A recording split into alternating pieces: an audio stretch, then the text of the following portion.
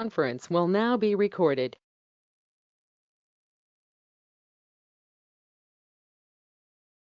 It was like 30 hours of labor, though, so my mom, Gotcha. she might differ with you.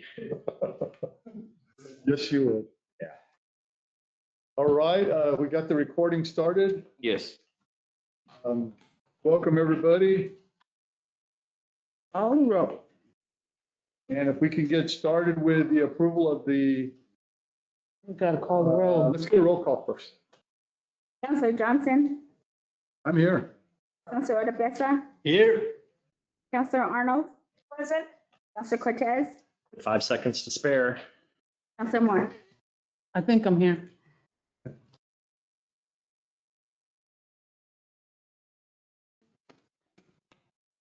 Counselor, you have a quorum. What happened to you? You have a quorum.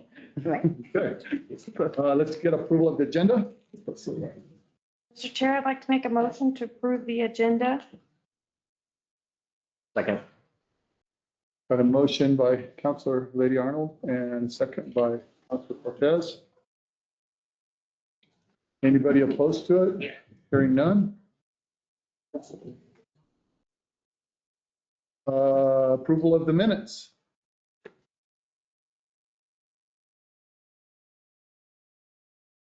Chair, No, you started it. ladies first, right? Okay, go ahead. What are you saying? Chair, I'd like to make a motion to approve the minutes for the October 20th, 2025 Infrastructure Committee meeting. Second. And second, anybody opposed? Hearing none. Let's move on to our regular items. Children's Garden, Jardín de Niños. Did I pronounce that correctly? I don't. Okay. I had some fluent Spanish speakers correct that and say, I have it here from Studio 27. So we have the PowerPoints presentations brought up. That would be wonderful. If not, I can wing it. Pretty in mine. Okay. So, and Greg, just jump in whenever. I do have the plans here, so if you would like, you can go to the next slide. The Children's Garden is going to be located on the north side of the library. And we noticed we didn't have a north, so this is north going this way, okay? So this is Second, that's the alleyway, and over there is Pennsylvania and the Pioneer Bank is across the street. The area is approximately 3,182 square feet, and from Third Street. This is Third. From Third Street, you can see the name of the play and learn area, which is now called the Children's Garden. It's going to be both in English and Spanish. We're going to have the English alphabet here and the Spanish alphabet there. Next slide. It's going to be a musical garden.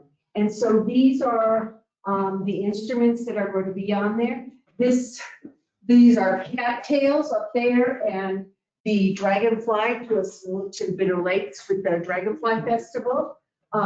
These are harmony bells, and that is harmony flowers. They're going to be clustered together. These are drums, and there's 4 of them. The red one is Forget Me Not. This makes the sound of rain, and that's the lullaby bell.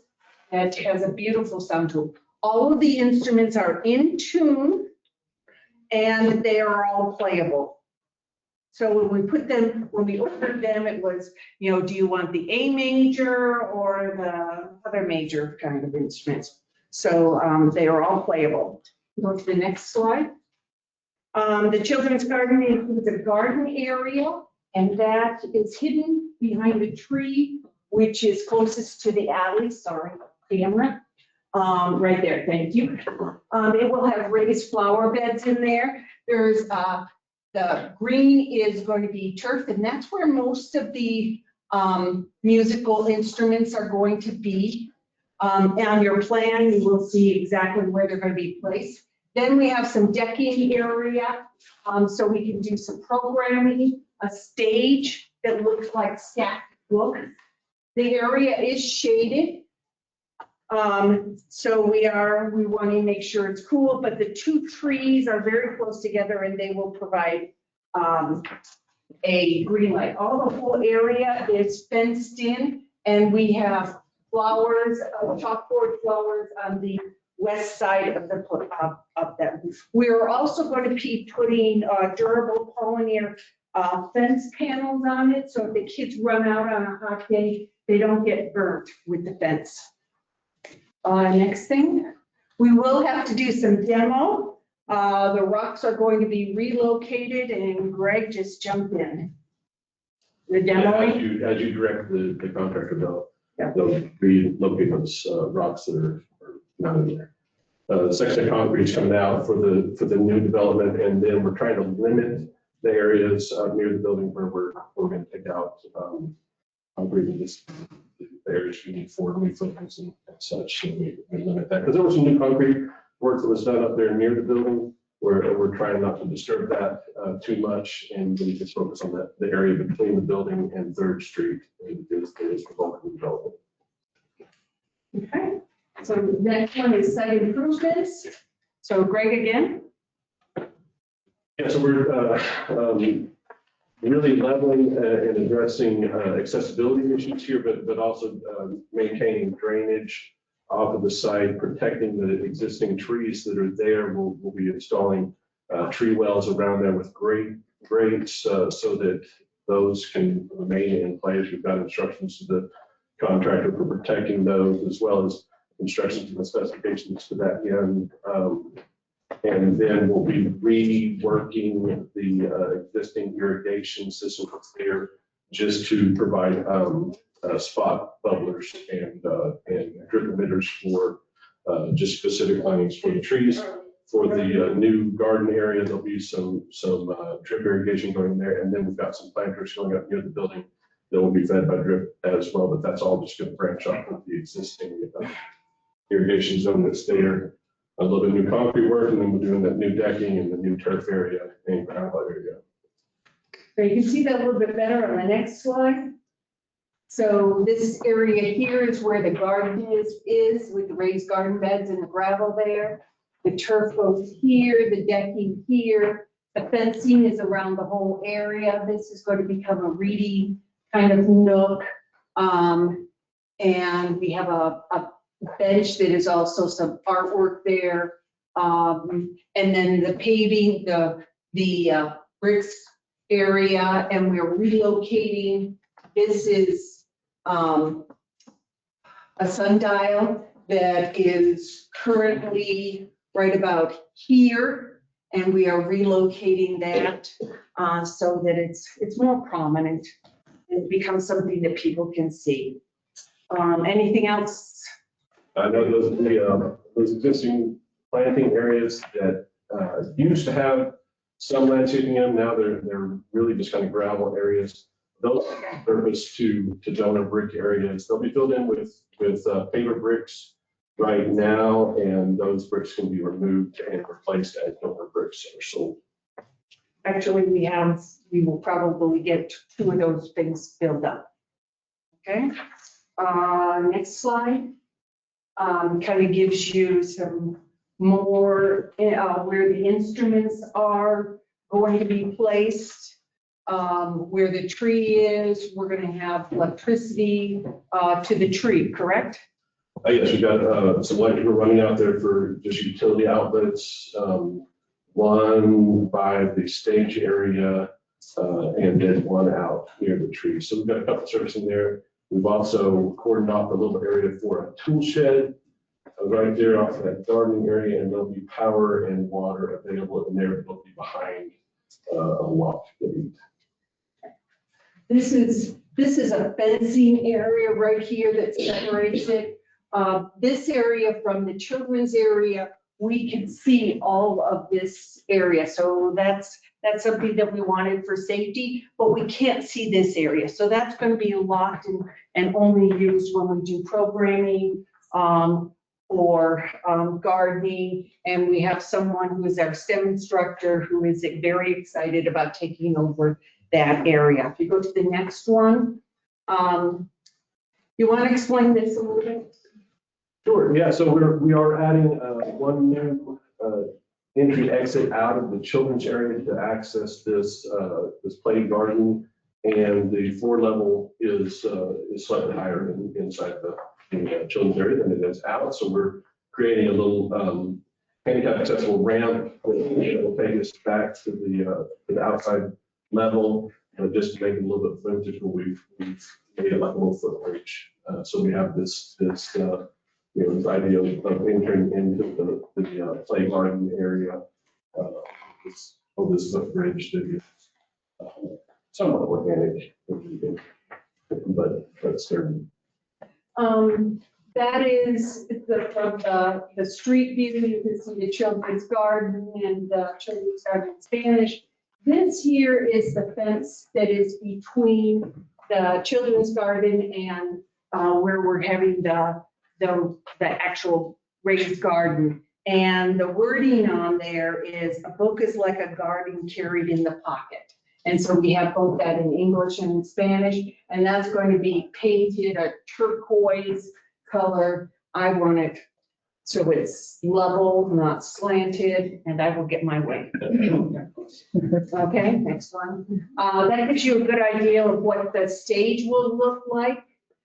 Stacked books, okay? And then gives you some idea where the storage garden is, the storage shed is going to be and what it will look like. Go ahead. We are going to bring some water to the area. We are. Okay, we don't want the trees to die. And we don't want our plants to die either. So some water going to the area. Okay, the next slide. They will also have electricity and security cameras. We talked to IT and they said that we'll probably need, we already have some security cameras out there. We'll probably need 2 more. Okay. Any questions so far? The sound, is there going to be any issue with the neighbors, the businesses that are out front? Is the sound, I'm just, the sound of the. Probably, except for the Liberty Bells, probably the traffic noise is more than Louder. this. And really, all the adjacent business areas, they're directly across the street, across the alley. It's all parking areas. So it's not. Extra space. Yeah, so it's not actually the opposite. It's like Smith Engineering is up there on the corner, but it's their parking and lab that's directly across from this, and across the alley is just parking. So it's not really any business activity or entries directly. And it's their alleyway, so it's not there. About how many kids can be out there during like your events? And what kind of number are we looking like that we can hold up at? Well, Fire marshal is outside. yeah, that's a That's a fire marshal, I would say. well, it is. I mean, we've got it listed in there, the occupant capability of that, and I don't remember offhand. It's in the packet. But the occupant load versus the actual load probably varies a little bit. But I think you could have 50 kids out there easily enough to do a large Event, okay. And I think the occupant load is actually significantly higher than that, but you wouldn't, just because you can, you should. Is there an age limit? No, you cannot go up. Yes, there is going to be that. Yeah. We're writing the rules for the play and learn area, but we really want, parents, kids, we don't really want anyone to be having a party out there and that sort of thing. The one thing that I haven't mentioned that I should mention, the doorway is right here, but we are having a gate over here, so this actually becomes another fire exit for us for the building, which is needed. But I think it's needed. We're also adding some shade structures along the west side there, just because the sun is rather strong in that area. So trees do a very nice job for the north side, but along that west to the south exposure, it gets pretty strong. And so we've got some shade structures, some tensile shade structures around there. The last thing I have to give you is some cost figures.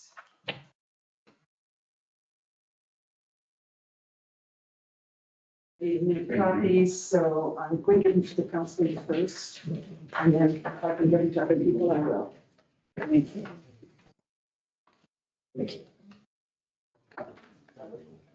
And you need one for your packet? Yes. Okay. Okay, I'm missing one, so, sorry. Okay. Thank you.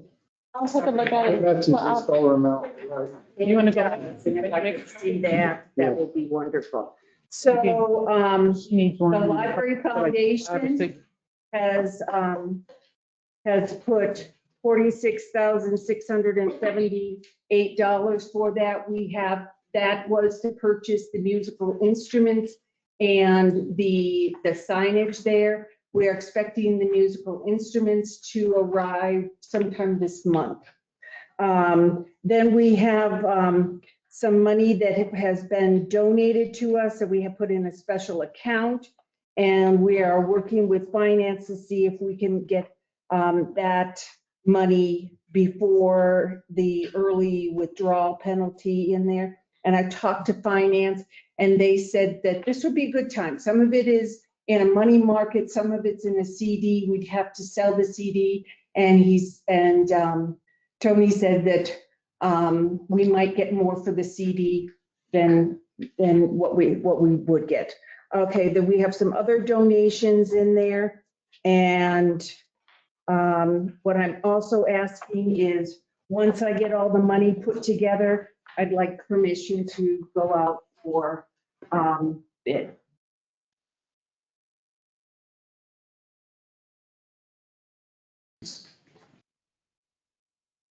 So it's two things. Approve the plan.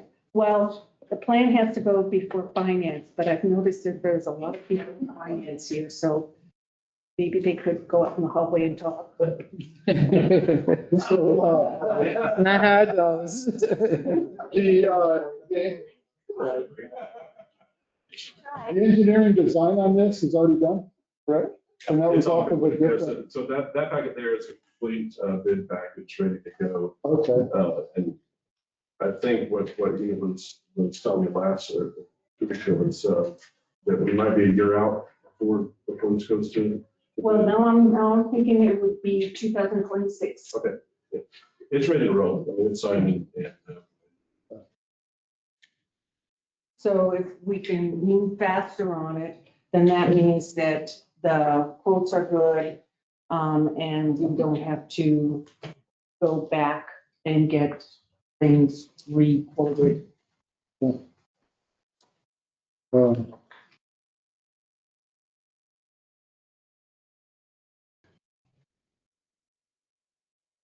Nice, okay.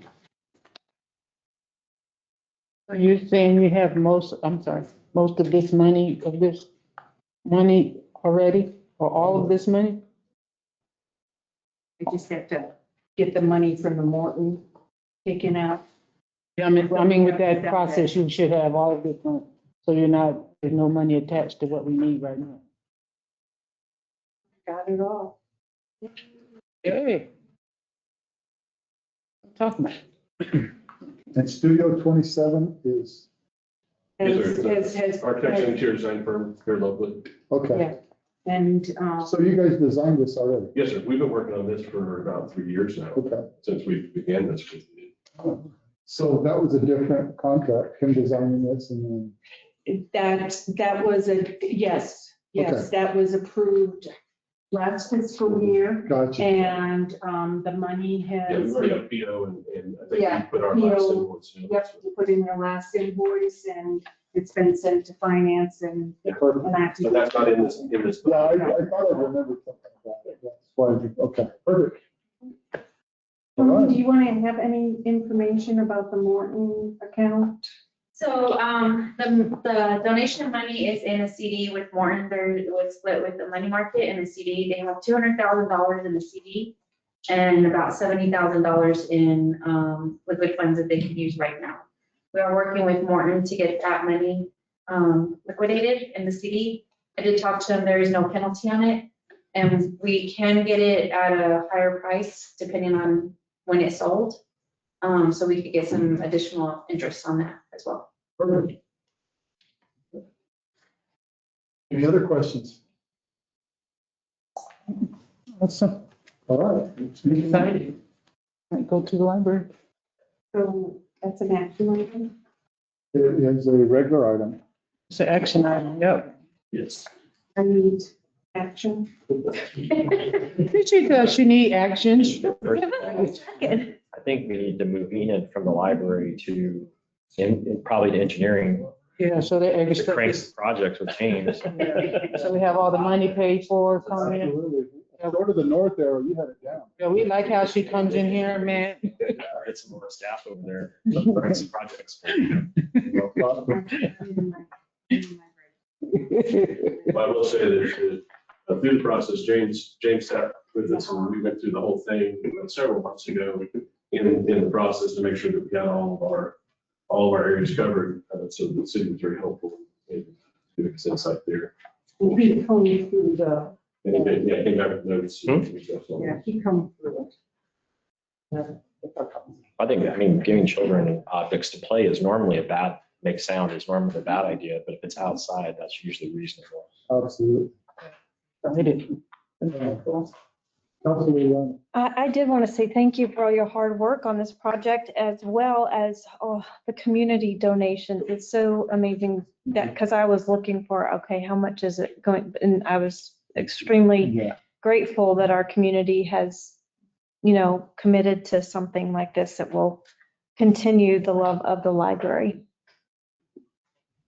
One of the things I would say that I think was fantastic, because of the community donations that Enid had available to her, she was able to make the order on the instrument package, which was really the largest single chunk of this. Everything else is kind of pieces here and there. But that largest single acquisition of those instruments, and she was able to get that in and ordered before a pretty big price increase.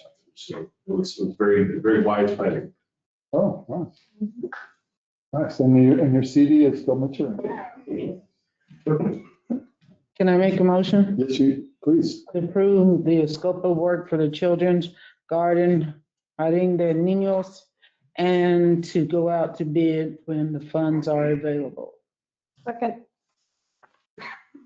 We got a motion by Council Lady Moore and a motion second by Council Lady Arnold. Any oppositions? Hearing none, that one passes. Thank you so much. Go to finance. Let's go to finance. What did you say? We did not send it. I don't believe it goes to finance. I mean, I don't. She said they already went to It will be finance. going to finance. It will be going to finance. Yeah, it will be going to finance unless. No, It they has to go to finance to get it out. they don't want to meet up. So we're gonna say send this to finance, So that motion is to send to finance. Put in a motion for approval or whatever. You got that? We're going to send this to the finance. Finance for approval, yeah. Regular council. So they have to go to finance and would we have to send it to consent? Okay, Mr. Burns, tell us about your Toro Grounds Masters. Mr. Chair, councilors, and Mr. Mayor. Please consider recommendation of a purchase order from Norton for $193,082.60 for the purchase of 2 Toro Groundmaster 4,000 D mold. It is in our budget. It is financed. We went through all the steps, and bless your heart, we've got about a 350-page contract. And we were just gonna say something to you about. Well, it's part of the requirements. I got it down, so hang on a minute. So main thing is want to make sure that the contract is valid. Terms and conditions of the contract due is April the 1st of 2024 to March 31st of 2029. That's on page 33 of your agenda. That's step one, and there's a whole bunch of stuff. There's some sales, well, you name it, it's there. This is to buy a piece of equipment? There's a lot, yeah. I mean, it's, well, we had to make sure we're doing the right thing. So you go to page 276, there's a picture of it there on the bottom. Yeah, and This better be the reason amazing. it looks that way, is you can get to 482, there's more of an explanation, is that instead of getting one of the great big ones that we drive now, these mowers here have articulating decks, so we can put them down and use it like we do a 580, then we can bring those decks up, and you just have the one there in the front, and it's gonna act like a zero turn. So really, it's two pieces of equipment in one that we can use, which helps save on the price, because the 580's gone up, and I would say I didn't include it, but you can put a snowplow on there and, you know, a broom for the trails. Oh, yeah, I commissioned to send this to finance. Not a problem. Any questions, anybody? I did notice. Literally, this is all you have turned in, all this. Yeah, we had to do all that to get 3 pages that you need, actually 1 page. Got all the specs. One, There's 2 of them. It's for 2 of them. Yeah, it's 2 of them. But one, thank God they're the same. Maybe thicker. I did notice in your budget, you had 180 capital outlay. Yeah, it's more cash in there. So you're short a little bit. Will that be a discussion in finance? Or? No, I took care of it. Oh, you already took care of Yeah, it? it's all there. It's All I got is the latest edition, so it's upgraded. Perfect. so you already got the money for this big old tour. 13 grand. I mean, it was like 180, but. Did you include the paper? No, everybody's got a ring. You gotta add the paper in there. He ain't saying nothing. He the one started fussing about it, but you need to say it. 3 pages, and 91 page 33 of your agenda. And that's to make sure, we'll make sure the contracts are current when we talk to these companies. They would say they have a buying agreement, we have to prove it. So there's the proof. Any questions? Mr. Chair. Yes. So we're going into this contract's a contract out of Arizona, with Mesa, Arizona.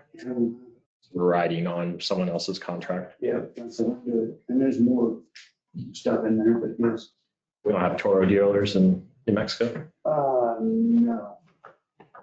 We'll have mechanics Okay. come out and travel around, but no.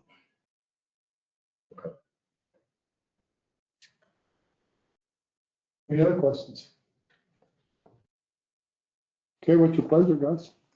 Mr. Chair, I'd like to make a motion to approve the purchase order to Simpson Norton Corporation in the amount of $193,082.60 for the purchase of 2 Toro Groundmaster 4000D mowers and associated accessories.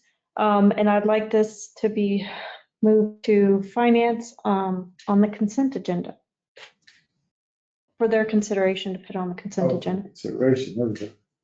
Second. And we got a second by Councilor Oropesa and motion by Councilor Arnold.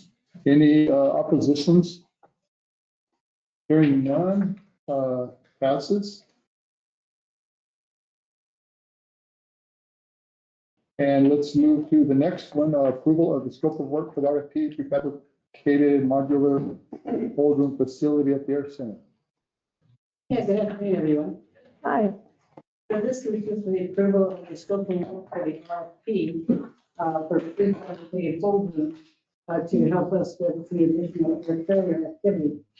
You might notice that on the 350 pages, there's only 1 page. Because this is somewhat exploratory, we're trying to see what's available in the marketplace on time and cost, you know, what's in the marketplace, so that we can move forward as we gather more information.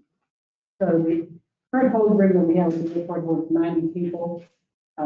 And this morning was a good example of that. The early morning American flight got damaged by the ground crew with the luggage belt. And so it got put over in maintenance. So then we had 2 flights sitting there and another one coming in from Albuquerque, replaced the one that got damaged. And so now we've got people everywhere that's been cleared for the hold room, but only room for 90 in the hold room. So even prior to securing the United contract, we had issues with the size of our holding room. So we really need to start investigating what's available in the marketplace, get some ideas on cost. We have a couple options on funding. We have PFC, our pass-through facility charge money, and then we can also reach out to the state for additional monies as needed. Once we have a clear idea of what to do. We do know that we'd like to hold 120 passengers.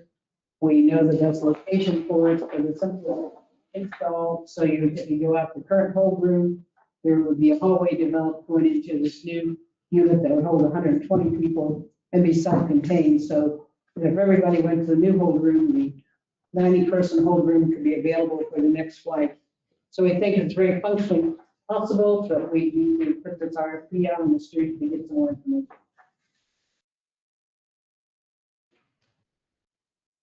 Any questions? Besides myself?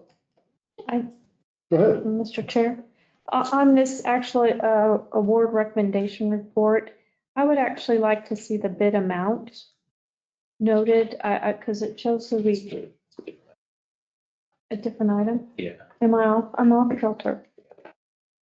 Okay. Well, I do have that question later, so I'll reserve that question for later. Thank you. Erica. Thank you very much.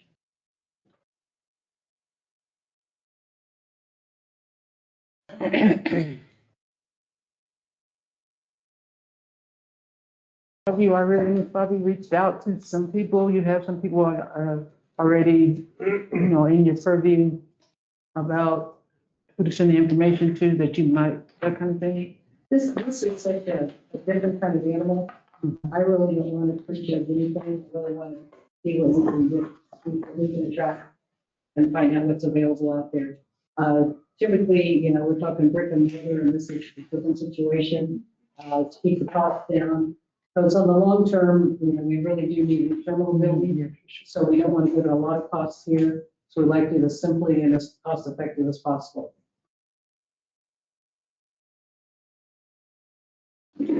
So I noticed in the proposal that you're, prefab. Yes, sir. So that's with the assumption that brick and mortar will be more, correct? Correct. Okay, but we really don't know. I mean, right now, you asked for a dollar amount and we're wondering, because there's really no engineer's estimate. This is just, we're asking for somebody to give us a price, actually design it. Give us a price. And I looked at the scope of work and I don't see a square footage. I don't see a size. So if somebody gives you a quote and theirs is somewhat bigger than the other one, but cheaper, I mean, it's just without having a size, Well, that's why we just put the number of people we'd like it to hold. right? And then, of course, fire code kicks in to tell them how much that kind of rolls to the size of the building. And the reason we don't brick and mortar is that we move forward on a 5-year plan to try to get a new terminal. And that's just an additional demo cost that we would have. So we're trying to plan for the future while taking care of the present. But it's just an assumption now that the module prefab would be cheaper than the brick and mortar. In my experience, that has been the case. Okay. No, not a problem. I mean, I just know that it's the design of and fabrication with the installation of all of the ADA, TSA and FAA specs included. And I don't know, I'm from a world where we get an engineer's estimate and then we dictate a size. We put apples to apples. In this case here, I'm not seeing apples to apples. It's just like. That's why I'm saying it's exploratory. Yeah, it is. It is exploratory. There's no doubt about it. And that's why this is really unconventional to what I'm used to seeing. Mr. Chair, I would normally see, So go ahead, Council. yeah, I think I would normally see like an RFP for design and then an ITB for bid. I don't know. I'm not very familiar with the modular, prefabrication market, if that's handled in-house. I just worry we wouldn't get an apples to apple comparison. We might No. get two dramatically different. Well, you're gonna get, anytime you do an RFP, ITB, you want to be able to say, if everybody at this table wanted to bid on a project, we want to make sure everybody's bidding on the same thing. Yeah. Not, well, we want a bus that's going to hold 120 people, or an Airbus that's going to hold 120 people, but we want to make sure that it meets these specs, because it's just, I don't know, I just have a little bit of an issue with it, and maybe it's just me looking, I would think that you're absolutely correct. I mean, that would be the norm. But we're trying to tap into some creativity, some people out there and see what they come back with. some creativity.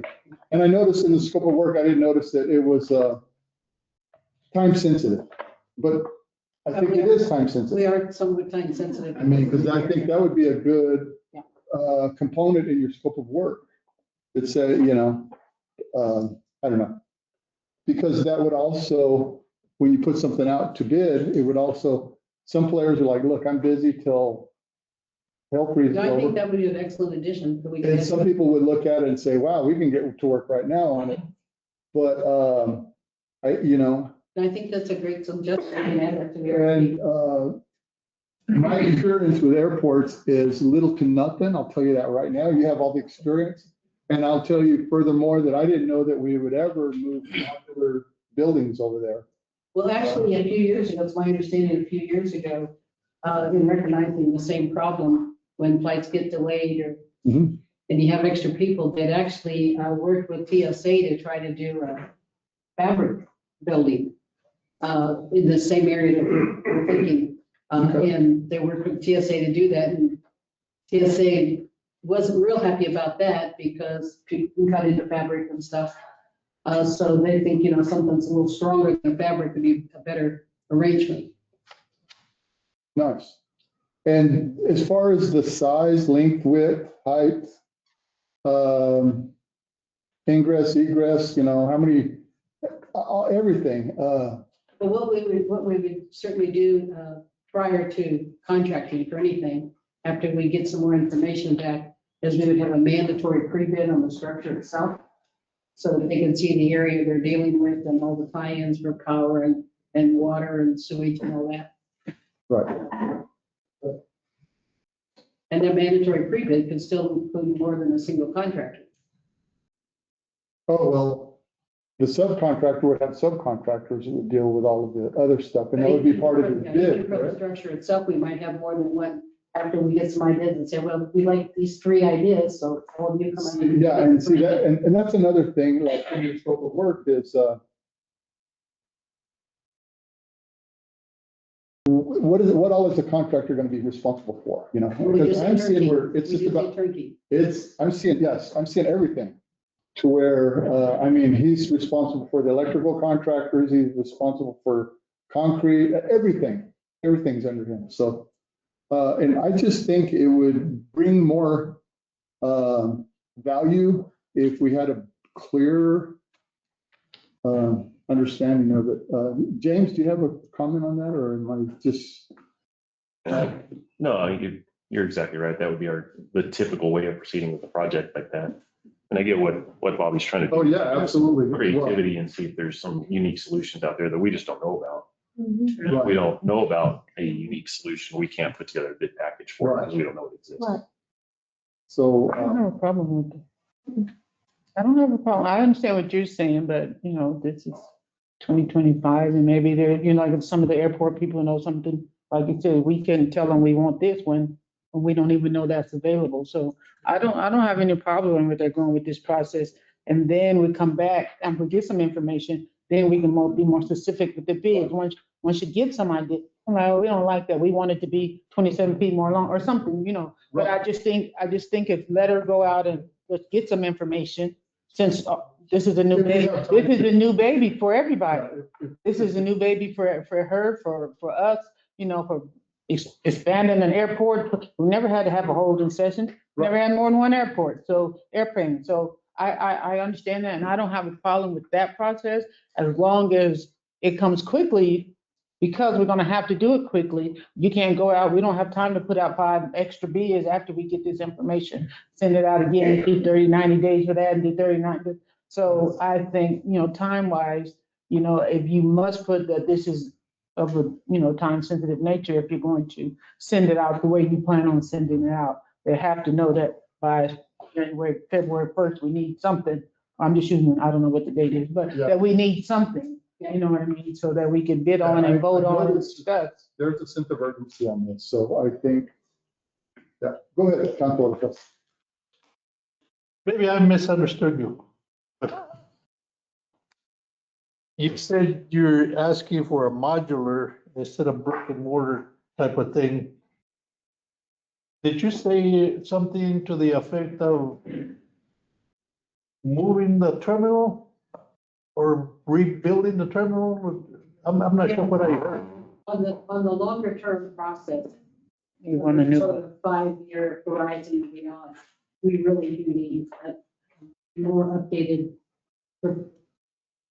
better terminal just to community needs. So are we looking at moving it somewhere else or are we Well, moving it? It'd generally be in the same location. And depending on what we find at that point in time is, do we build it and then demolish the current terminal, or do we keep it and rent it out for other purposes? With a terminal that's designed to suit today's needs.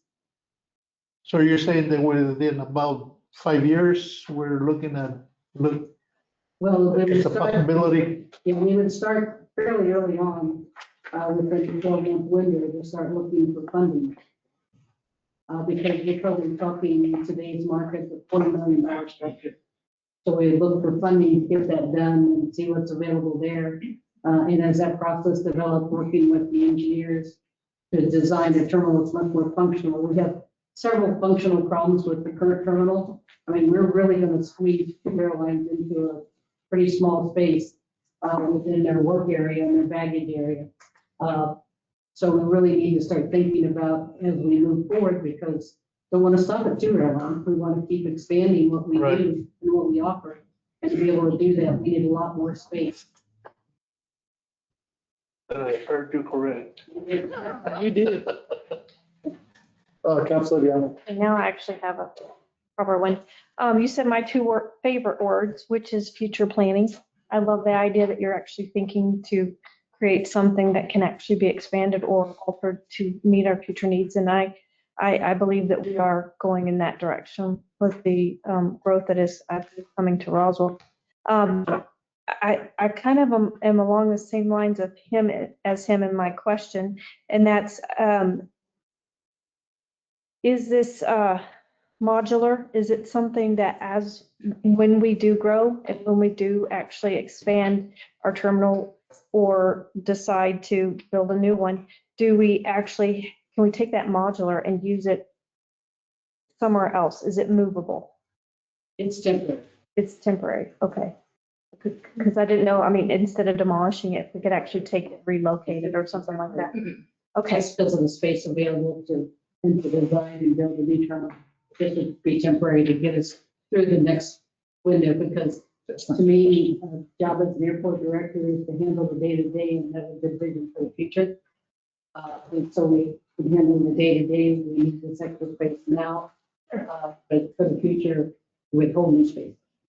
oh, no, I just didn't know if we could recycle it. Yeah. Because that way have multiple Well, uses. it could be a recycle off airport. Yeah, Yeah, and my vision was more of a permanent structure. Yeah. Something that was gonna go in there, be part of the building, because I did, say it was gonna be attached. Yeah, you have to, because the screening would take place generally in the same Sure. area.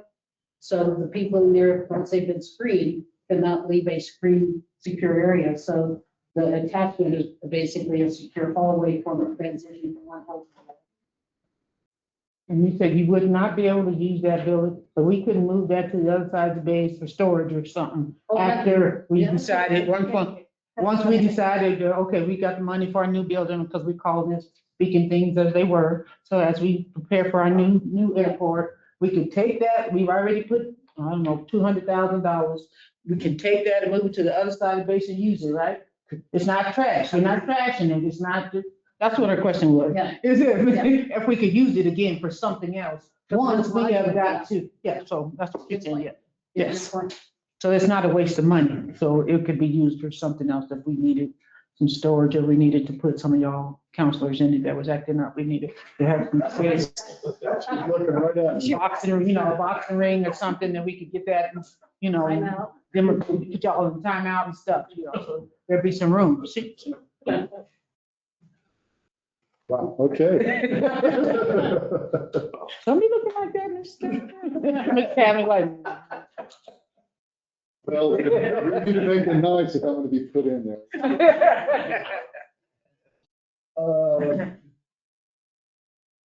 Yeah, I'd still go back to the square footage thing. That would have been a nice added thing on there, because seriously, that way there you can say Lubbock, you got all the modular places around that, this is the square footage.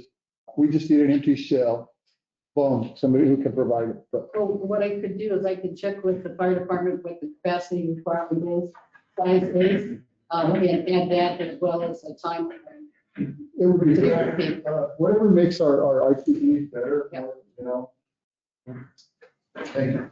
Anybody else got any questions on this?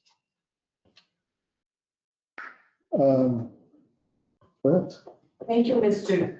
Chairman. Are we going to use any of the enterprise money that we have been collecting and will collect for the possibility of the new terminal out at the airport? And does the FAA have to approve the new terminal? It has to meet all the FFA specs, to my knowledge, and ASA and ADA requirements. But that's all enterprise funds on that. Great, yeah, all of our match for grants that are used from the enterprise fund. Thank you. Mayor? I would just caution you that we don't have any money available other than the 75, hopefully 75 million from the states and sin tax we have. The last council spent all the money, so we don't have much money. So just, if we don't go with the police station where it is, there's 25 or 35 million. Probably, if we just go from when the old estimate was 38 or something. So I mean, we're a little short of money, so we're gonna have to look at this real close, and this is, who knows how we can come out with this, but we've got a situation we're gonna have to solve for having more than one, more space for 70 people. Well, none of the council's aware, but we're already designated as a diversion for United Flights, mostly going into Denver. So when they have weather, which Denver tends to get a little wetter, or they have other ground stops and things going on, probably get 3 or 4 times a week when their Chicago operations were notified that they're running flights or on ground stop, and to be prepared. That's happened in the past, and we've actually had to cage the area where the UFO chair is, or to cage that and keep people in a secure area. So this has some advantages beyond the ones that already mentioned.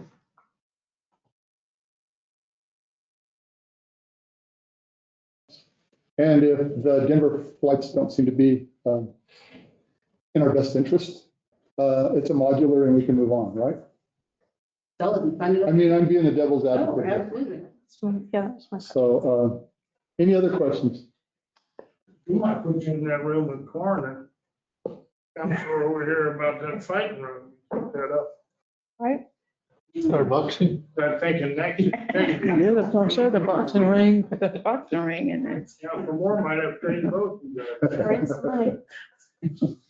Well, okay.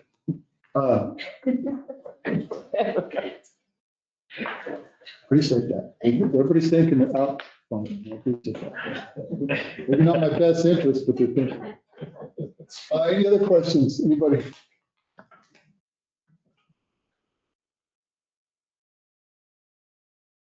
Once, going twice. Okay. Oh, I did have one quick question. So where would the money for this prefabricated thing come from?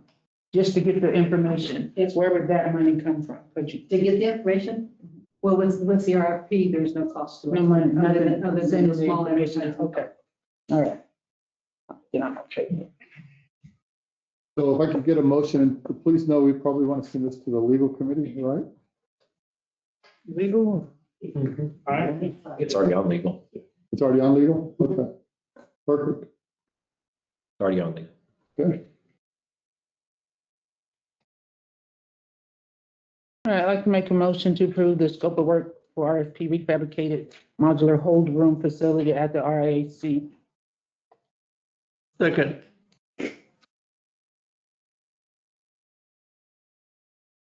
Got a motion Legal, sorry. and a second to send to legal. Any oppositions? Hearing none, it's on its way to legal.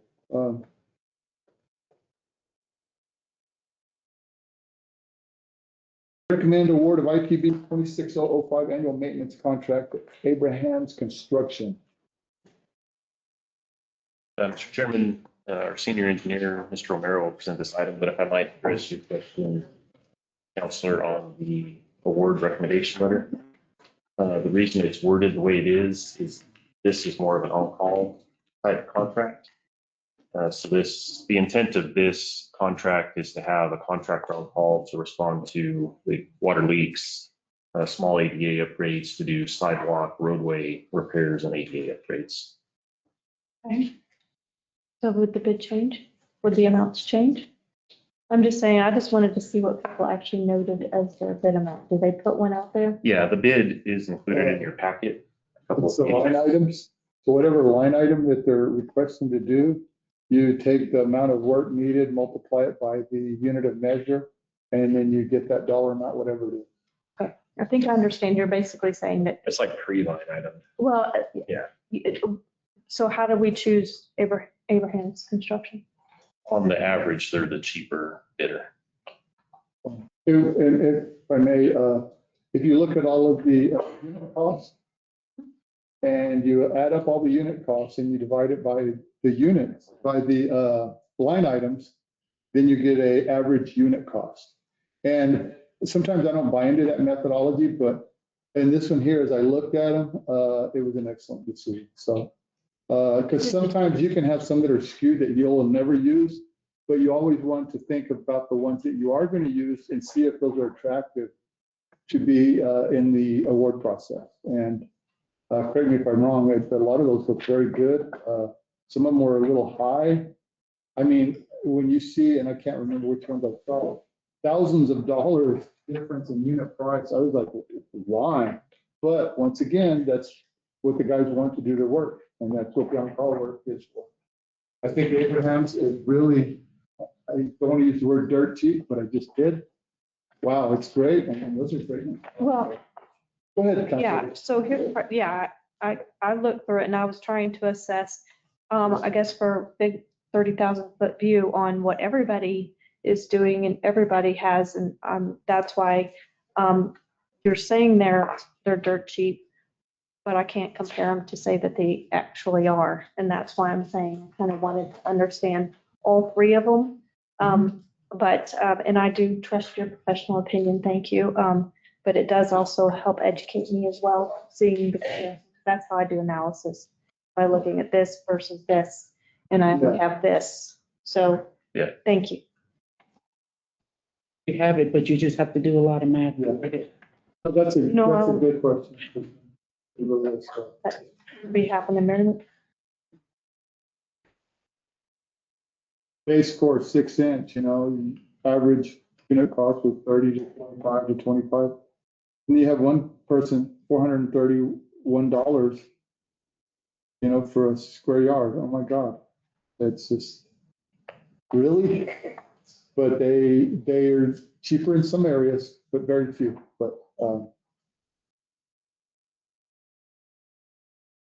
If you have anything else to drill that discussion. I think y'all pretty much covered it. I mean, everything, just what you said, everything's based on unit cost and it's a unit line item average. Yeah, it's quite a bit skewed with other It is crazy. contractors. I mean, but we've done a lot of work with Abraham's Construction as well. Yeah, and I know, and they're done a lot of work for us. Correct. They're reputable. Yes. I'm just looking at this other contractor going, well, it's easy to say, I'm not bidding. Right. Rather than throwing down those crazy numbers, but you know, city and state municipalities, sometimes they'll take it, and I don't know if we just award this to one, or we just do a multiple award. We usually just award it to one. Okay. We thought of a multiple award. We discussed. Well, I thought about the multiple award myself, but Abraham's is really, they smoke them all and just about it. Any questions? Anybody? Hear none. Good night. Chair, I'd like to make a recommendation that we recommend award of ITB 26-005 annual maintenance contract to Abraham's Construction to the next finance committee meeting for consideration to be put on the consent agenda. Second. I have a motion by Cortez and a second by Councilor Arnold. Any objection? Hearing none, seeing none. This passes.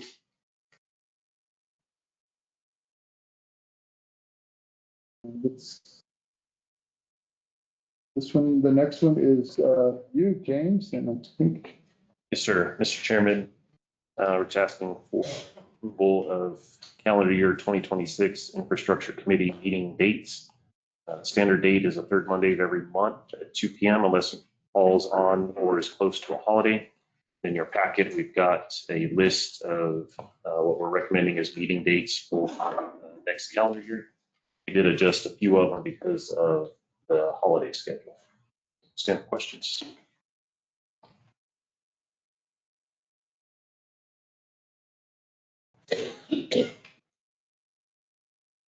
Everybody okay with it? I think everybody's okay. You did a good job on that.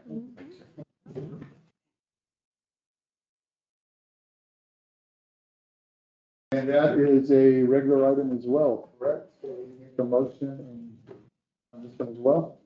Typically committees voted on it. Okay, perfect.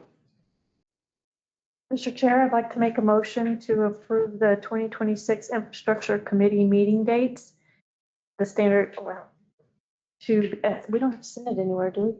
No. Legal? Okay, make a motion to approve the 2026 Infrastructure meeting dates to, I don't think we can send it anywhere. okay, Consent. okay, no, okay. Then period, I'm over. And with a period, okay. Well, I'm not gonna be here, so they can all blame me. I second it. Got a motion by Lady Councilor Arnold and a second by Councilor Cortez. For a strong second, vehement second. No, like a roll call vote. Any objections to this new schedule? Hearing none, passes 5-0, and we're moving on to non-action items. The question that came in late about the modular terminal. The modular air terminal structure recommended unanimously, or was the vote split? Couldn't hear. It was unanimous. Unanimous. And typed it in there.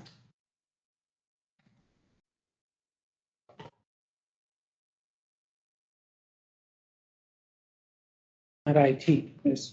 On the cash, but that's okay. So do we have anybody here from Transit? Yes. There you are.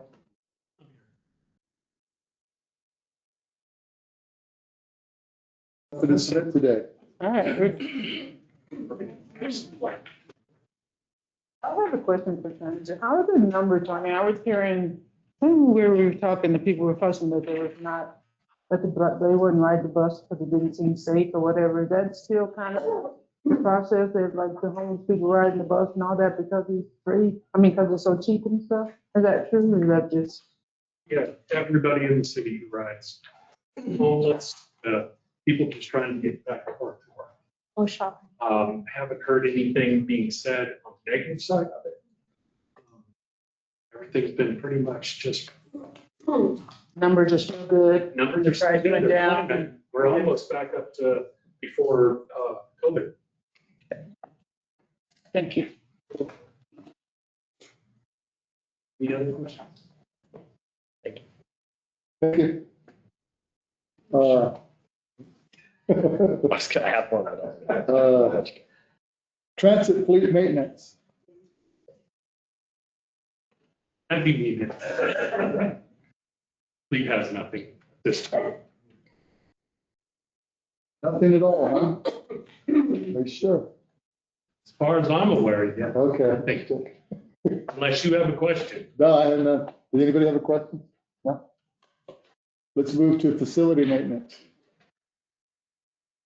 Good afternoon, Mr. Chair, councilors. Report has been turned in. Yes, sir. Stand for questions.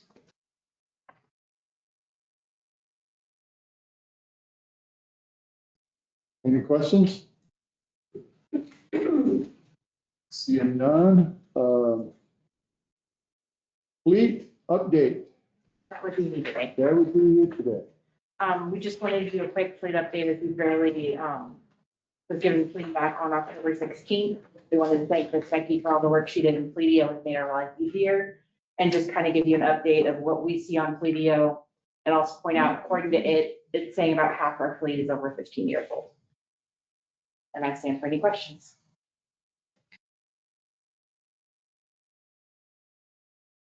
Saw a lot of your graphs in there.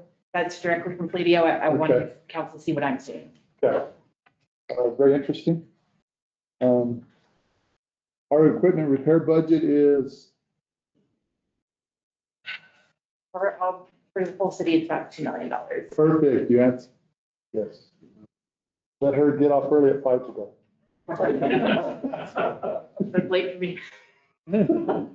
No, and seriously, $2 million, maintenance budget to take care of our equipment. If you stop and think about that, managing our equipment, monitoring it, making sure all of our oil changes are up to date, making sure everything's serviced, making sure proper maintenance is taking place will keep us from going, or up to and including maybe even having savings on fleet maintenance, because it's, we don't realize how important it is until, you decide, you know what, I'm not changing my oil no more, life is good, I'm gonna go out and eat instead every week, or, I'm gonna go to gamble at the casino.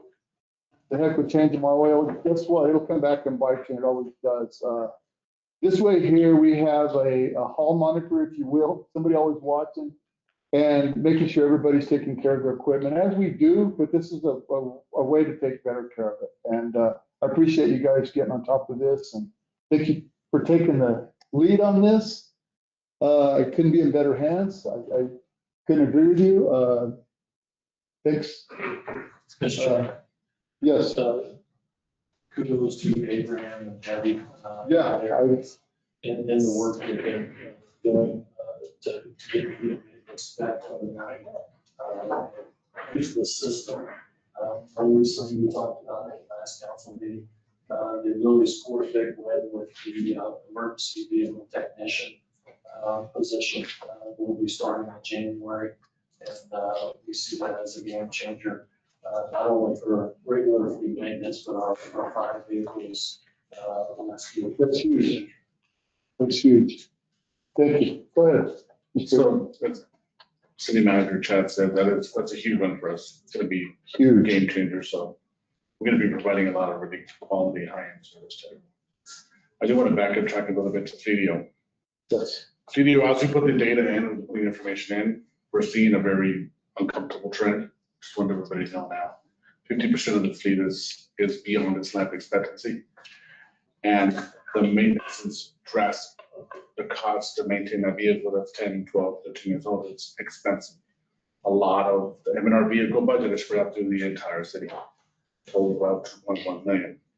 However, you have a vehicle that's 10, 12 years old, you're dumping $5,000, $6,000, $7,000, $8,000 a year routinely. We're at a precipice based on the information that we're seeing in the data. We are at a point where we will be needing to purchase a significant amount of new vehicles. We've passed the threshold of maintaining what we have now. We're way beyond. So as the information comes in, as inputting better information, we've already reached out to multiple departments, see what their critical needs are now. We're hoping to come back with you here pretty soon with a list of what we actually need immediately. So we can turn that in, hopefully get some of that in our vehicle. Purchase new vehicles, reduce that cost drastically at the front end. So we can maintain what we got going on now. So I just want the council to be aware, we're getting information in. It's not as stable as we want it to be, but we want to get a good chunk of data in so we can have more precise, I guess, analysis for you. Based on what we have now, it's not what we want it to be, but the trend is not looking very well. It's down for any questions. Yes, sir. You guys are taking over the entire city fleet maintenance? Yes. So why do we have a transit fleet maintenance? And transit is the one that's, I'm assuming, taking care of it. Was. Okay. The reason we did that last month's information, the month prior, transit was wrapping that up. That was their last one. I didn't want to change it midstream. So we let them wrap it up. You will not see that bullet point going forward. Okay. So they had the information from, wrap that up. So the transition, I'll get that. Thank you. And going forward here, you know, we can also look, and like you mentioned, our fleet is old, it's aging. And this is our, you know, and of course, our interaction with Fleetio is in its infancy stage, and it's going forward though, and it's only going to get stronger. Our information is going to get more robust. We're going to know what it is and what we need. And this is our opportunity to, in our business plans, each department has its own business plan to actually outline where, you know, where your fleet is, what, you know, how much you want to replace, and the cost it's going to take for you to get it replaced. I mean, that way there, and having all this in each and everybody's business plan helps us as counselors understand the financial costs that we're faced with going forward. But this is a good start, and I really appreciate that. So you have another counselor. The question becomes, does the city have enough money to be able to sustain this kind of system? Because if you go backwards, when we started looking at the infrastructure, the sewer, the lines, the water lines and so forth, yeah.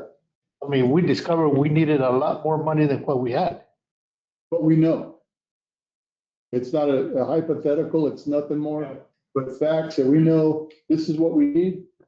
And it's, you know, we want to know, every counselor in here, and I want to say a lot of our constituents and the public, everybody, they want to know transparency, where we're at, where we're going, and what it's going to cost for us to get there. They all want to know that. And it's a burning question. You're right. This Fleetio, it's going to have a lot of exposure, but it's okay. We need to know. We need to know. We got to know. It's just all this. Go ahead. So committee chair, committee members, what we're doing, we met with every single department, find out what the critical needs are. We're going to walk with them and help them develop that 5-year replacement plan and present it to you as they need them. For example, facilities, streets, transit, water. We're going to work with every one of them. We'll work with them using the information that we have available to us to show you what's going on. And behind that, I've been tasked by the manager with that video. It's going to come a policy right behind it, and that's what we look to as well. So it's not just, hey, this is what we're doing, and that's it. To add to Mr. Councilor Cortez's plans, we'll have a vehicle replacement plan and an SOP policy that every department head or manager, director can follow. This is where you're at. We'll be right there behind them. Hey, this is the information you need. This is what's happening. Let's get ready to go to finance. Let's get ready to go to infrastructure. Let's get ready to go to city council. We'll be right next. Showing you the data and the information that justifies that. The M&R vehicle for some of these departments is very low. And their cost is high. And then there's other departments where the budget's high and the maintenance is low. And as you get new vehicles, that starts balancing itself out. That's what we're talking. You know, I make that statement because we were in the same situation when we did that study for the streets. And if I remember correctly, I remember the name of the company that did the study, but they came back and said they would take something like $40 million or $16 million per year to bring it up to standards. So you would have to be spending like $16 million a year once you improve the streets. And we ended up $5 million per year, I think it was, that we're spending, like $5 million. So we've never gotten to the point where we've been able to find the money to spend what was recommended. That's a great point, and I don't know, we ever will, but it's nice to know which ones we need to address first. And always, it's nice to know what it's gonna take to get there. And that's the same way with equipment. Actually, it's the same way with infrastructure. I mean, yes, absolutely. I mean, I can go on and tell you, I work with the DOT.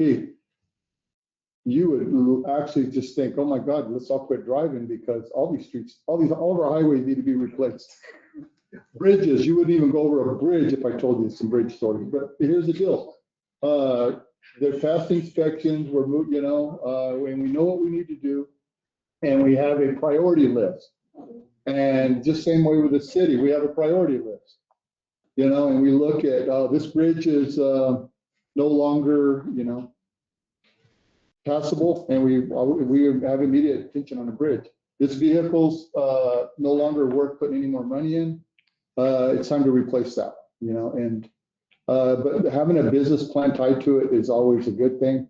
Always knowing what's out in front of you is a great thing. So, yes. I would just add, it's we have to look at, I mean, obviously we're gonna get a lot of data. We're gonna see, hopefully turn it into actionable information that we can decide which vehicles need to be phased out, which ones need to be right-sized, which ones need to be moved, which ones need to be scrapped, all those things. But there's also just day-to-day operations of vehicles, maintaining all the recalls, all the, you know, so I mean, changing tires. I mean, there's just a lot that goes into, it's just like anything else, right? Yeah, warranties. You take care of certain things, they're gonna last longer. You know, especially with, as you phase out old vehicles and breed new vehicles in, like that detailed maintenance record and that operations will ultimately reduce costs as well. Yeah. And if it's, I mean, and it's hard, right? I mean, I have a couple vehicles. My guys just came to me with a vehicle and they were like, hey, we really need to replace this. I said, can you limp through with this one? And they said, well, this is what it'll cost to get us to where we can limp through.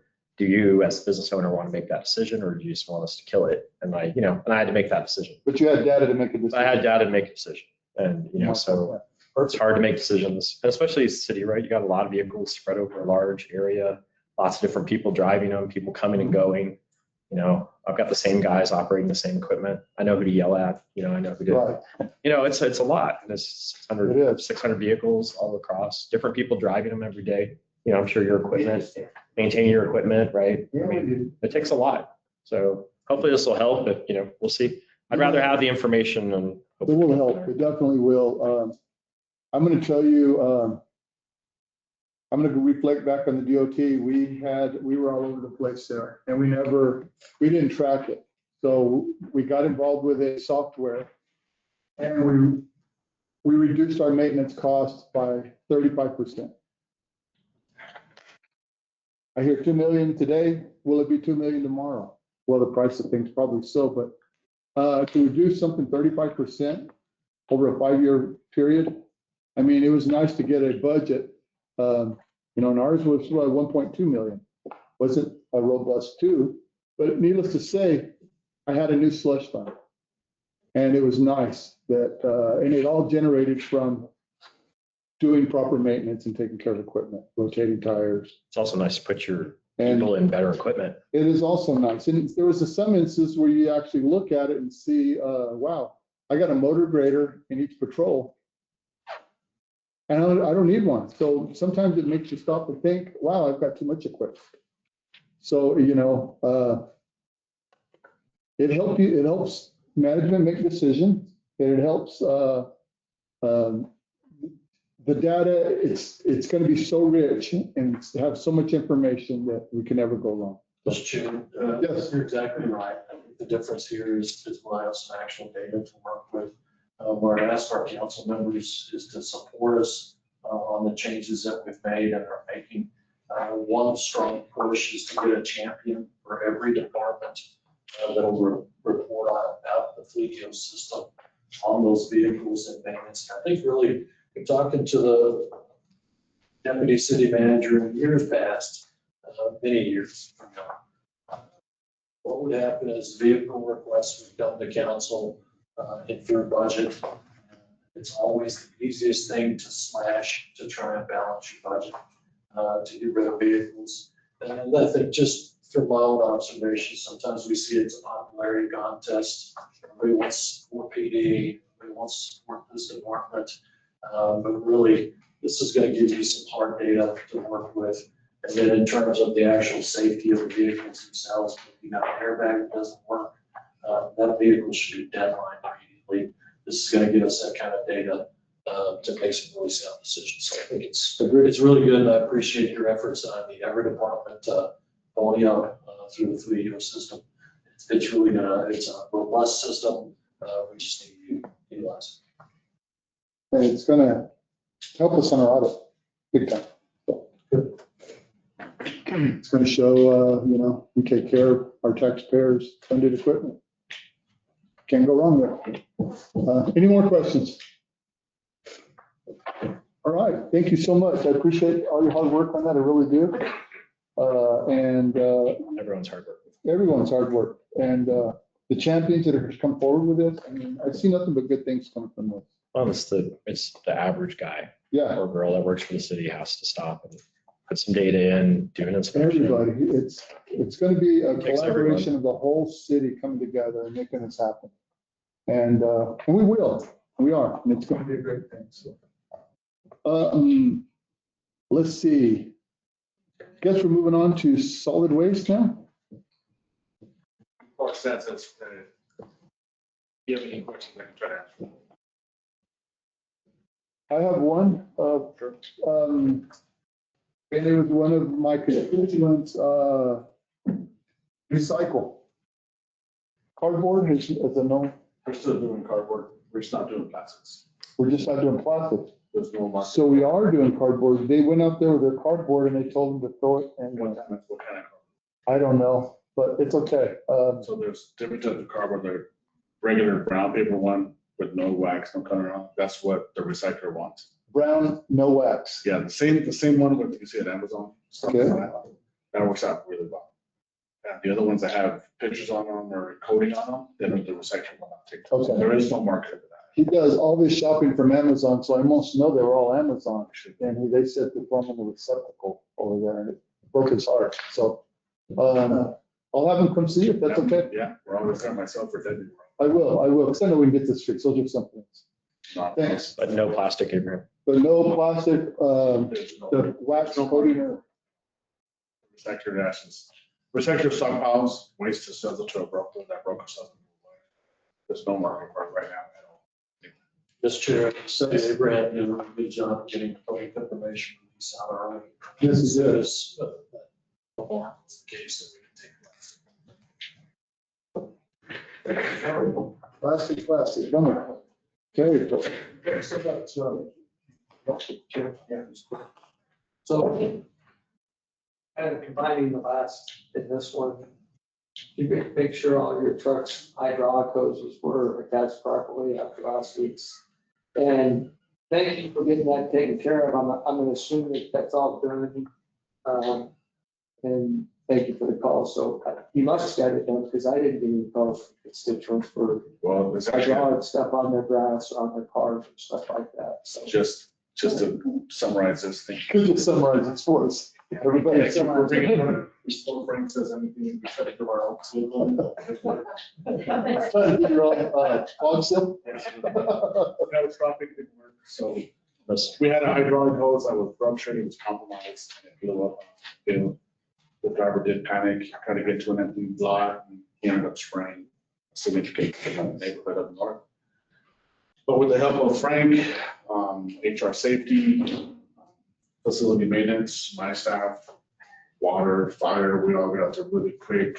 And then we put microblades that eats up the hydraulic oil to get it all cleaned up. We actually wrapped it up today. We let it sit over the weekend. Wrapped it all up, cleaned it up, and run the water truck as well. Perfect. So, Thank you. it was a team effort. Yeah. Yeah, so. PD just brings their sand out. They're low. You said they're different. We took care of it. Perfect, good job. I saw you guys added a bulk trash, illegal dumping heat map and count. I think you can probably on that heat map, might just small enough, you might change that presentation a little bit. Probably could show dots and make that transparent on your GIS. Because it's kind of, I mean, it's very artistic. And I just think it could be a little, you probably could tweak that presentation a little bit to show us where I think that's what it shows right now. Tighten up the. Yeah, tighten up. We can expand it. Yeah, just make it, you can make it transparent in GIS. I know you're doing it, but to where we can see it in a more. It was GIS that day with Yeah. any weird errors, and I'm trying to. Just play around with a little bit. I can help you. I've done some stuff like this before. I can look at it with you and come up with I give you some head tips on it if you need some help. Okay. Just get me on the team, so I'll help you. That's cool. That's a cool presentation. Any more questions with solid waste? Thank you, Grant. Cemetery. Let's take the question. Any questions for cemetery?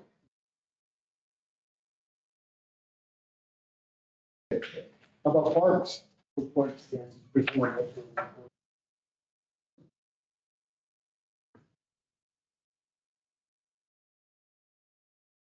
Abraham, do you think once you guys get full Fleetio, you could, because I noticed a lot of departments are having to list their units, their bins, their mileages. Is that something comprehensive that we could get out of Fleetio for all the departments? And then they don't have to add that to they don't have to track it separately. So we're trying to do this every department we have the city on. What we want to do is for all the chapters that we chose that we're working with, we're gonna get all the staff that drive the vehicle, they got Fleetio Go. Every morning, every afternoon, they're doing the reports. We should be able to consolidate it all Right, provide those reports. So like these kind of reports, you'll just have a snap in for each department that they don't have to generate this, it'll generate for them. We're teaching them, we're meeting with every champion as we're showing them where it's on the dashboard, how to pull up information. We'll consolidate, hopefully we'll get to a point where we can show the council. You can dive in there, you can see exactly what the video dashboard is. As we get that data coming in, right now, it's not. Yeah, still playing around with reporting. Yeah, as soon as we get that locked down, we'll be able to have more complaints. So we're thinking January, February might have some good data for you. Yeah. But it's training, we actually got video coming in to do face-to-face training as well. And also, that is available. And also changing the approach from our mechanics on how to utilize video. We're gonna have mobile computers, kiosks where they can key in information right then and there. Perform the maintenance, add what they need to add. And also the Fleetio Go app, what does is, if you do a pre-trip, ask for a photo of what's going on, you can generate a work order from that directly to Debbie will call the department and hey, or our champion, you're scheduled for Wednesday at 2 a.m. This looking going on. It's a major safety issue, then we'll probably flag it, shut it down, go out there, bring it in, find out what's going on in our system, and get it to the appropriate shop. That is our long-term goal. I think that's a nice component to recognize that this vehicle should be red tagged. This piece of equipment should be red tagged. And without having the software interaction, we just kick the can down the road until we're fog sitting on the street or something. But seriously, it's good stuff. It really is stuff.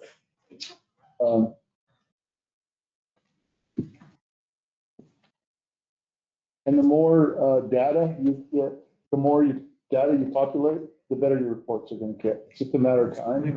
You know, the interaction gets more and more. It's only going to get better. Recreation. It stands presented. How about the zoo? All the critters and animals and everybody doing good? Yeah. All right, let's go to streets. The report is in your packet. Myself and Frank are available to answer any questions. What's going on with the road diet for Sunset that I don't like? I didn't know. What's going on with the Will be road? presented at December Finance Committee. I did meet with Transit on stops. They think all of their stops in that segment of Sunset, except for 2, they can move to side streets. So we're looking at options for those 2 stops. Anyway, one of the questions I had is, historically speaking, do we know the history of Sunset and what has actually been tried over time and how effective it was? I was actually informed that this was done back in the late 90s. Not that I'm aware of. Used to be a two-lane, He's like, we don't know. Yeah, I don't know. Not that I'm aware of. used to be a 2-lane back then. Was it? Actually with ditches. It's gone a long ways. Anyway, any other questions with streets? This is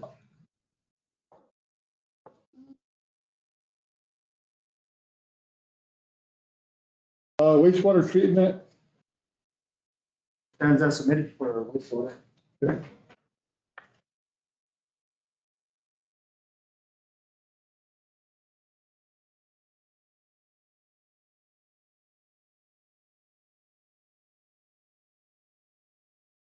any questions?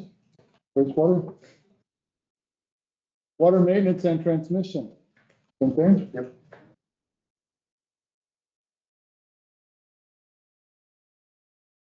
Central control, Of course, that's submitted, but I wanted to give you an update on the water tanks, the reservoirs.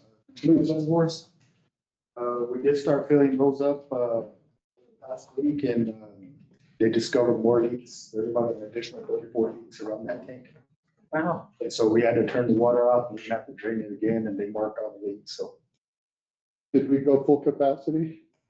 So we just went like halfway, Just about 34% 34%, so we have potential leaks higher up. down below, underneath where it was leaking existing already. So right underneath that. And so they did mark them. We're gonna drain that tank again, and then, of course, we'll have a meeting, I believe, tomorrow. Is this what we call a change order meeting or? Pretty much. Potentially, yes, sir. Yeah. Chair, I think the good news in that is that it's not being swept under the rug, sugar coated. They did discover additional leaks after refilling the tanks. We're pulling those out, so they can address. We did go in there and do some blasting and cleaning of that calcium and everything that was coming up, so of course that is.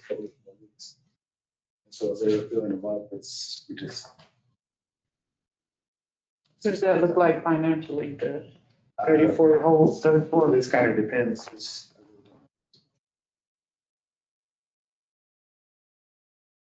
It's gonna be really expensive, yeah. So that's a lot. I mean, we're looking at injecting, they can kind of drill, they can inject material in it to where it fills the holes. So we're gonna see what kind of options there is.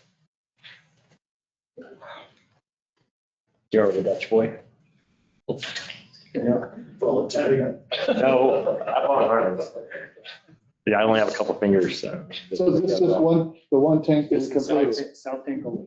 South tank only, that's been completed, which is now, of course, been inspected. It's cool, we did we filled it up. Recognized we had 34 leaks. And we're gonna address them, obviously. And So there are all the way, pretty much all the way around it now. Before it was within like 100 foot of the tank. Now it's all the way around it. Primarily along the base. Along the base of it. so does the treatment have anything to do with is it new additional leaks or? New additional leaks. Okay, so the treatment triggered something. The cleaning of the tank did. Time-wise? Time wise, we're gonna have to discuss that. So we don't know that Yeah, yet. so once I get more information, I can bring it back. Again, I think cleaning was certainly necessary anytime you clean up a concrete tank, it's on. This is, we are going to address it. I think that'll be long term.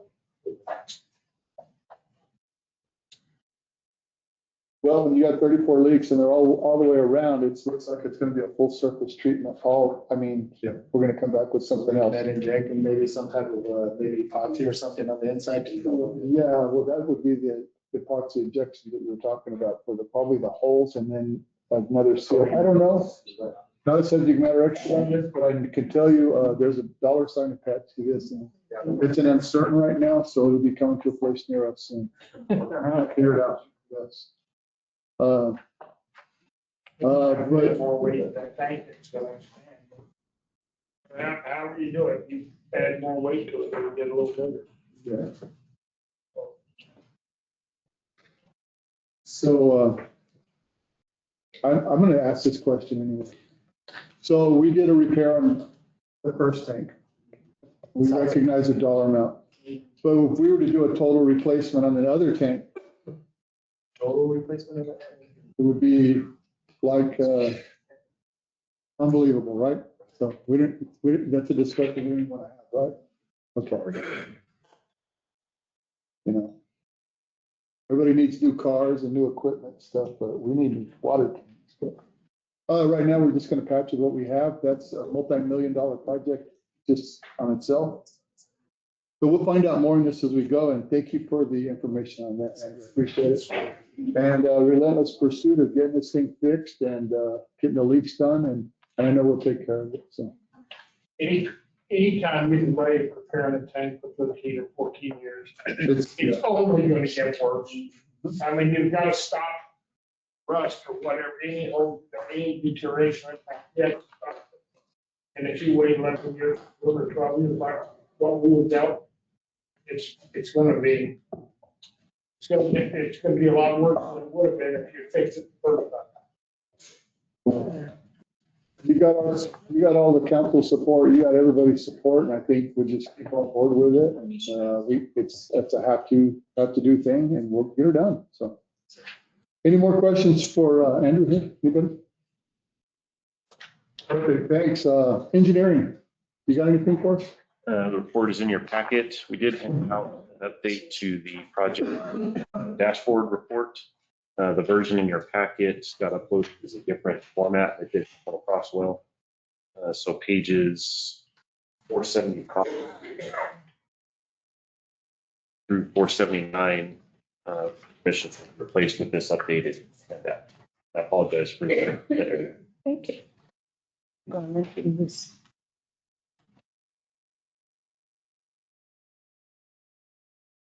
Mr. Chair, Yes. I just have to comment on the CDBG grant that we were hoping that we would get, but it seems like we got turned down. Yes, sir. And that's the project for 6th, 7th, and 8th Street sidewalks.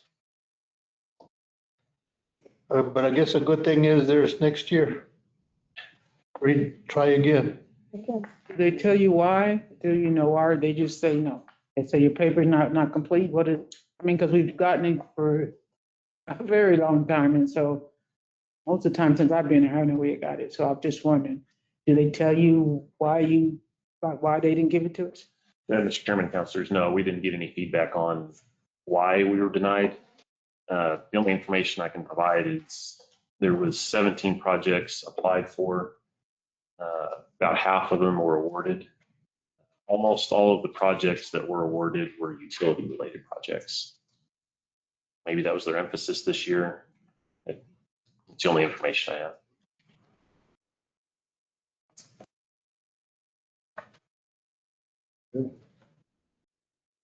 I just hate that. Yeah, I know. Working on that a while. I agree.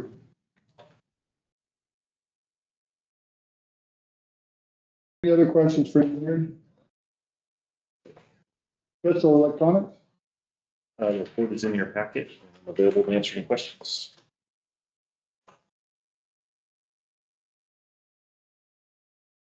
Any questions for special electronics? Going once, going twice. Hearing none. Any questions from the public?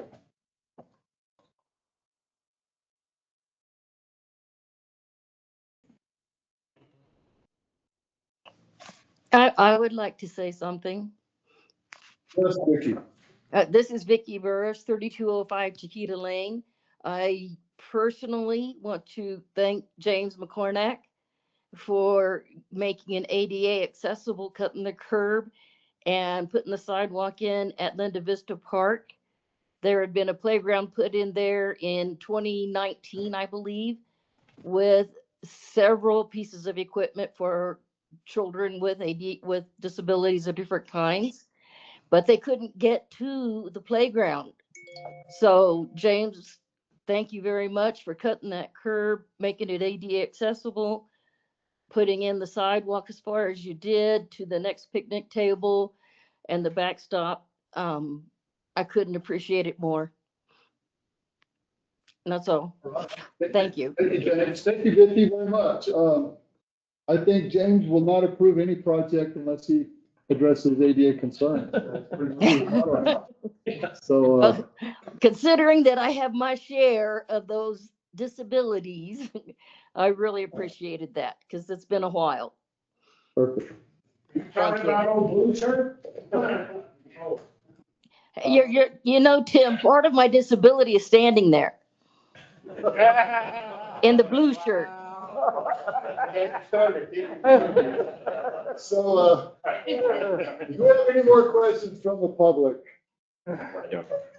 Mr. Chairman, if I might. Yes, go ahead. I would like to propose that we not have a December infrastructure meeting. I'm not aware of any items that would be on the agenda. That'll work. Anybody have an opposition to that?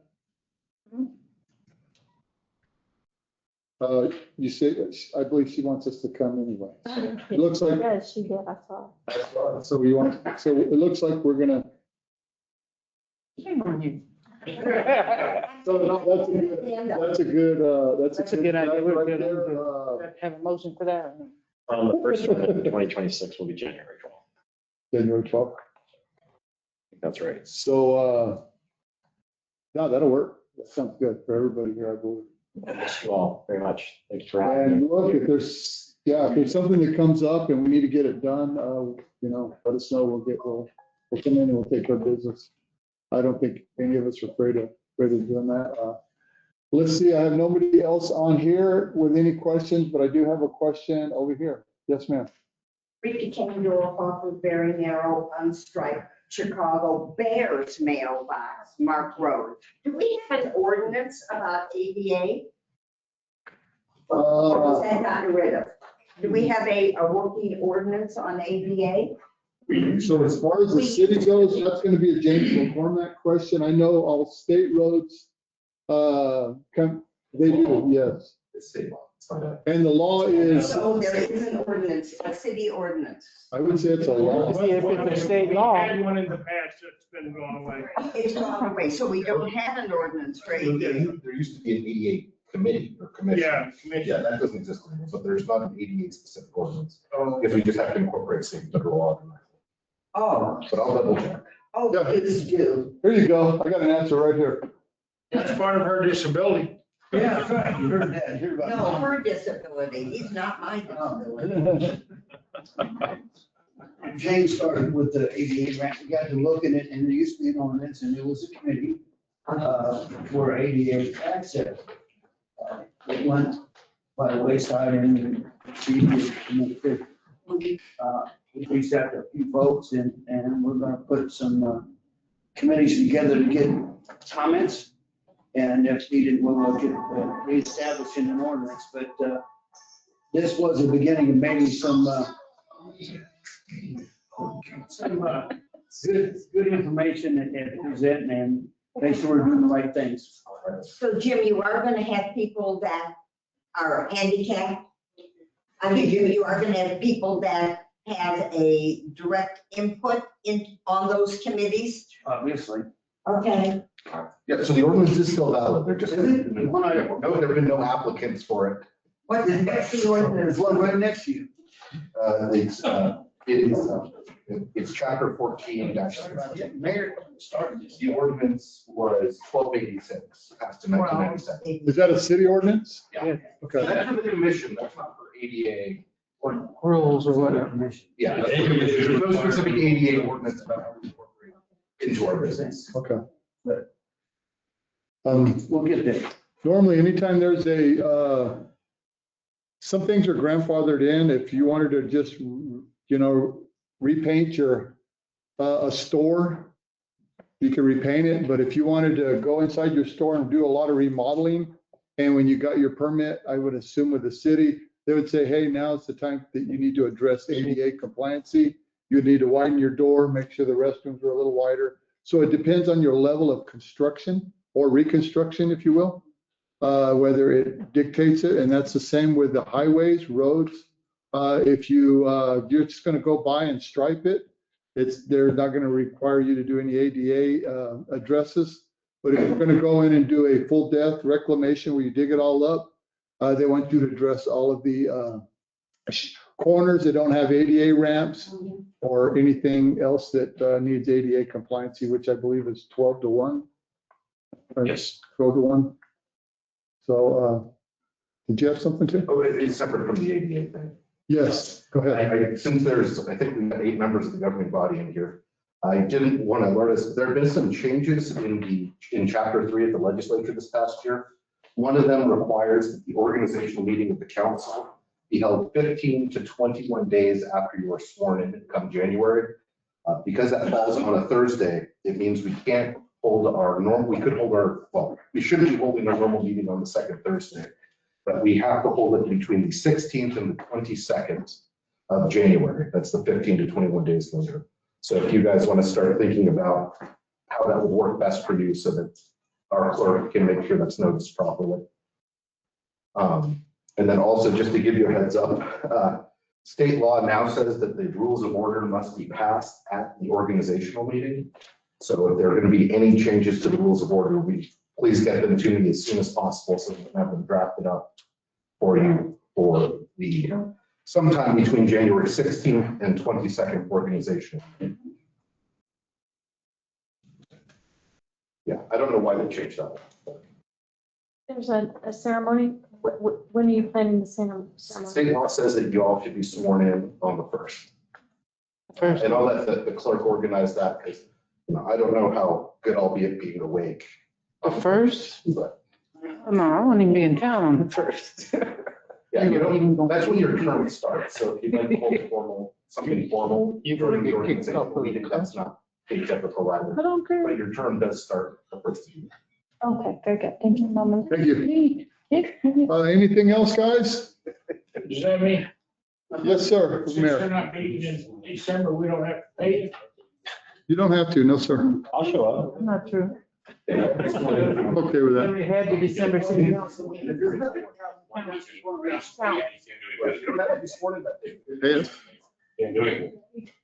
any prohibition, excuse me, Yes, sir, go ahead. is there any prohibition about moving the date further forward into December? The January meeting in December. Not on the first. Right, so it says that the term of the counselor doesn't end until the 31st of June. So you can't have, so for you, I don't think that's an issue. For her, it would be an issue. Well, And for me, that's 44 days, 8 hours, 16 minutes and 32 seconds. Not that he's counting. Are you counting or what? No, I just have a countdown. I'm not personally counting. I mean, The internet is counting for me. He's ready to say happy I New just have to Year. say every meeting. The clerk's keeping track of it. Every meeting you said that. So I just like to keep you updated. Yeah, for historically, it's been on the first route. You're gonna miss me. Early to take effect. Yeah, it's really, it depends on what type of ceremony you guys would like to have. on the 2nd, yeah. Because I'm still. Do I get to hand over the warrant we guide on to Kurt on that? And I have a cape and a sword I'd like to cast in. Okay, one more thing, guys.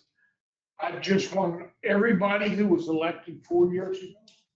It started, if you remember, it was just about the first Christmas after that. So you all weren't paid as much money as you were entitled to. And at that next Christmas, I gave you all a bonus when I raised it, because the last mayor paid all the old councilmen the new rate, and paid all the new councilmen the old rate. So there was about $1,000, I think, that I gave each of you all a check for at the next Christmas, just for your knowledge. Oh, so I'll be getting it this Christmas? I'm not gonna play that game. I'm gonna pay everybody what they're entitled to. Gotcha. Just so you know. We can't give ourselves a raise, you can only give the next council. Whatever. Yeah, you can give the next council a raise. but we can't give- They You can't give her. It's not too late. You didn't change your orders set by law. Yeah, oh, by law. All right, any other questions, guys? He said it's not too late to get. We're adjourned. Thank you very much. That's right, Carol.